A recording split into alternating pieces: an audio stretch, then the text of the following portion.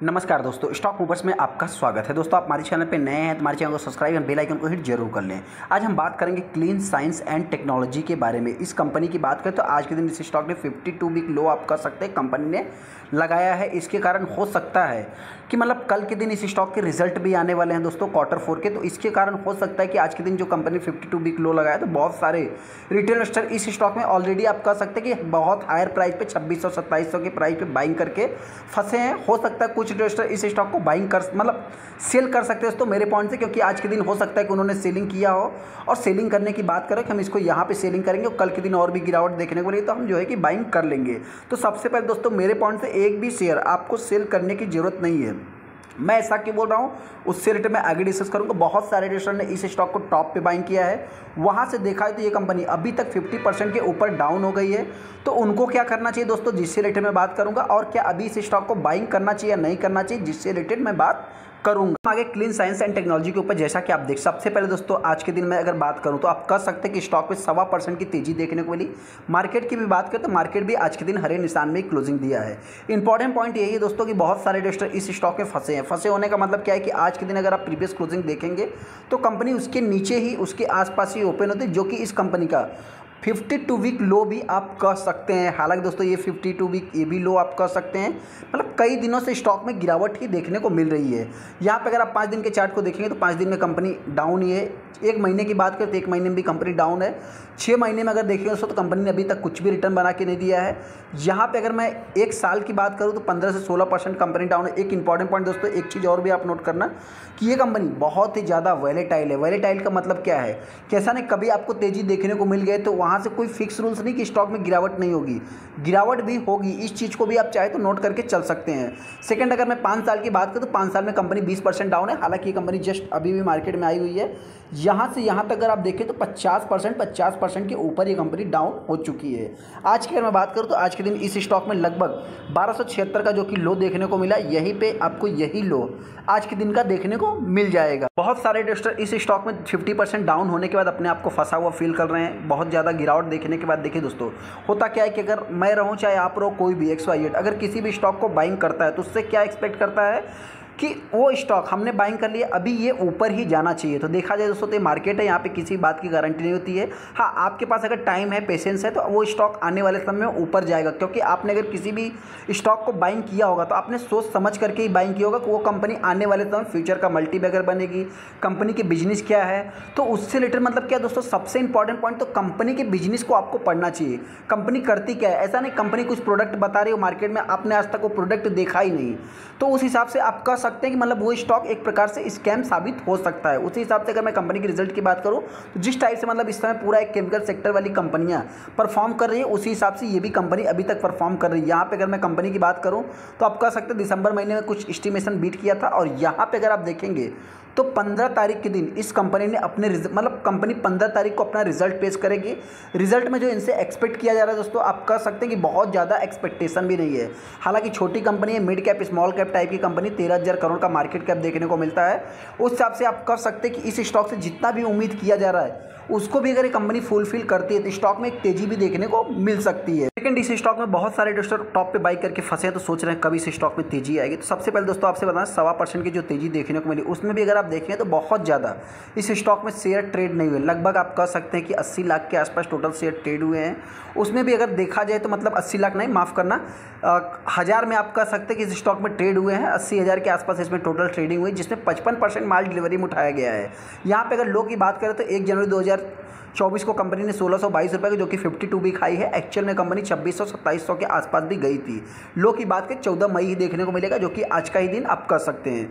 यहाँ पे अगर मैं कंपनी में अनाउंसमेंट की बात करूँ तो ये कंपनी दोस्तों 15 तारीख को अपने रिजल्ट को पेश करेगी, प्लस डिविडेंड भी अनाउंसमेंट कर सकती है। देखिए डिविडेंड कंपनी कितना देती है दोस्तों, तो ये small cap mid cap type की कंपनी है।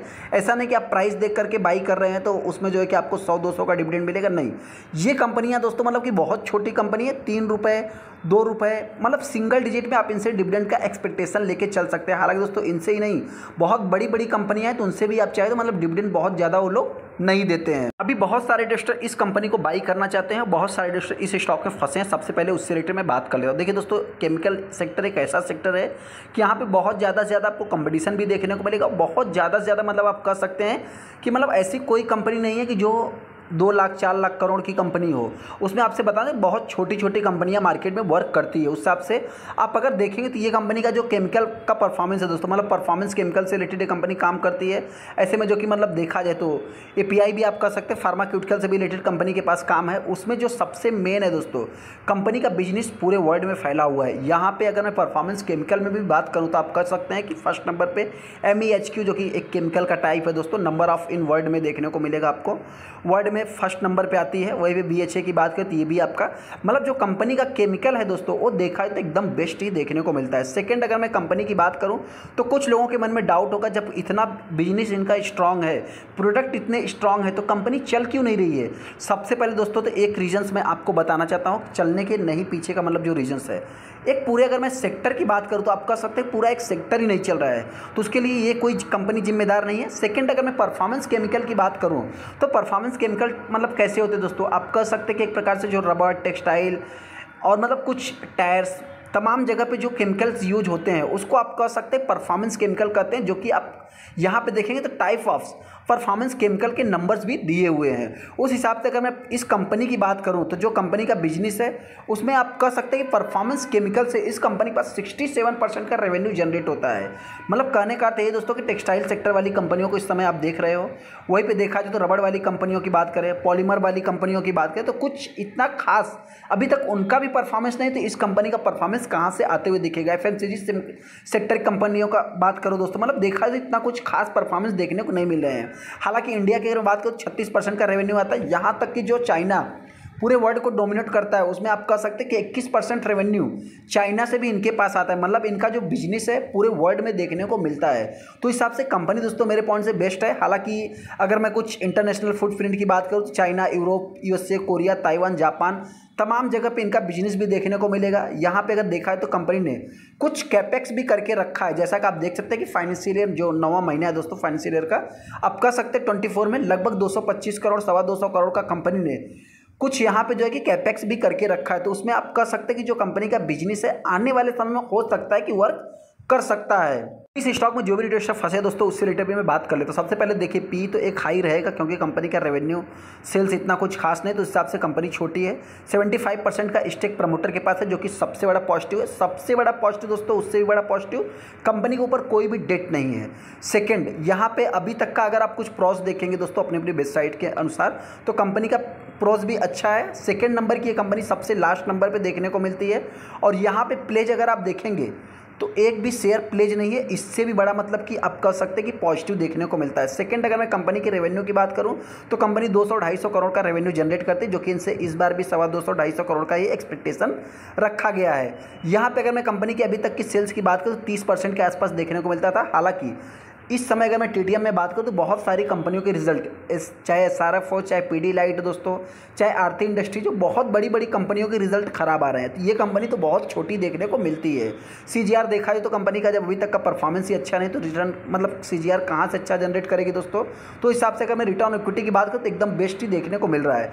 बैलेंस शीट में भी अगर आप देखें तो कंपनी के ऊपर डेट 0 देखने को मिल रहा है। 1100 करोड़ का रिजर्व है।